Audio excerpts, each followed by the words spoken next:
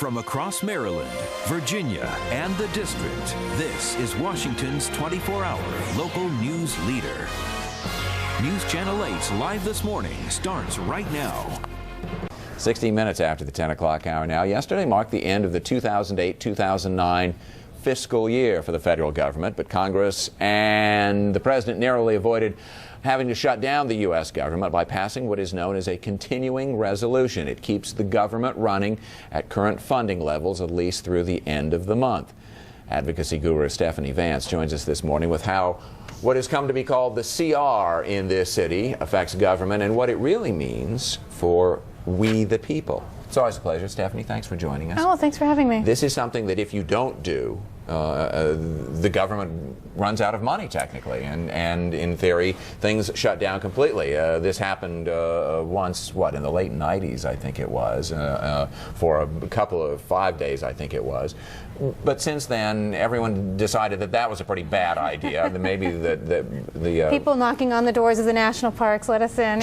just didn't seem like the right thing to do. So we get these continuing resolutions every year, and they're sold as keeping the doors open. Are they a good idea, or do they wind up being bad in the long run? Well, it's interesting because I kind of see a continuing resolution as kind of a double-edged sword. You know, first of all, it's government on autopilot, which some people might say is a good idea, but it does mean that you don't have the ability to make changes in policy or in funding for programs.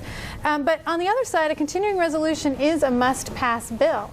And so you can start to see some issues being addressed on that piece of legislation. The most recent example was they attached the continuing resolution to the legislative branch appropriations because they sure wanted to get that appropriations bill through the process. And they managed to put on some legislation about this whole acorn incident. So it is a piece of legislation that must get through. Legislation can be attached to it, but I think for the most part, government on autopilot's not such a great idea. The worry, though, is in this sort of rush like this that you get bills that members never read, and that has become, of course, a big rallying cry in the health care reform debate. And very often, in the rush to get things done, people don't know what's in these bills. It's true, and you know, if you're faced with the issue, and this was what many members of Congress were faced with the branch appropriations bill being attached to it, you know, either you pass this bill or, you know, the entire government shuts down and we don't get the funding for the Congress. And there were some people on the Republican side of the aisle who are a little upset about having to make that decision without having the access to the bill. There are a lot of people who I don't really think understand sort of the budgetary, the authorization, the appropriations, and it is sort of eye-crossing after a while, but it is how Congress does business, and maybe we'd all be better off if we did take a closer look at it. But how much of that, and it's very complicated, does it affect day-to-day governmental operations? You know, it is very complicated, and I think it does impact not just day-to-day government operations, but citizen activities. And when I'm working with citizens and trying to help them understand the budget process, I try to get them to understand sort of three key things. First of all, when you're working on the budget, important to know what you're talking about. Most people are very upset at the amount of funding we're spending on foreign relations, but when they find out that it's 1/2% of the budget, then they're like, oh, well, that's okay. So know what's going on, know the rules a little bit.